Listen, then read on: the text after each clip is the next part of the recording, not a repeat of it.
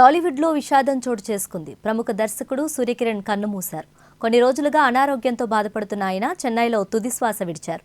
తెలుగులో సత్యం సినిమాతో మంచి గుర్తింపు తెచ్చుకున్నాడు. హీరోయిన్ కళ్యాణిని ప్రేమించి పెళ్లి చేసుకున్నాడు. తర్వాత ఇద్దరి మధ్య విభేదాల కారణంగా 2016లో విడాకులు తీసుకున్నారు. మాస్టర్ సురేష్ పేరుతో 200కు పైగా చిత్రాల్లో బాలనటుడిగా, సహాయ నటుడిగా నటించి ఆయన టాలీవుడ్లో సత్యం చిత్రంతో దర్శకుడిగా పరిచయం అయ్యారు. అప్పటి నుంచి ఆయన పేరు సూర్యకిరణ్గా మార్చుకున్నారు. ఆ తర్వాత ధనా 51, బ్రహ్మాస్త్రం, రాజుబాయ్, చాప్టర్ 6 వంటి చిత్రాలకు దర్శకత్వం వహించారు. తమిళంలో వరలక్ష్మి శరత్ కుమార్ నటించిన అరసి చిత్రానికి ఆయనే దర్శకుడు. తెలుగులో రాక్షసుడు, దొంగముగుడు, స్వయం కృషి, సంకీర్తన, ఖైదీ నంబర్ 786, కొండవీటి దొంగ చిత్రాల్లో నటించారు. బాలనటుడిగా కేంద్ర ప్రభుత్వం నుంచి 2 అవార్డులను, దర్శకుడిగా 2 నంది పురస్కారాలను అందుకున్నారు. సూర్యకిరణ్ మరణం పట్ల పలువురు సినీ ప్రముఖులు సంతాపం వ్యక్తం చేశారు.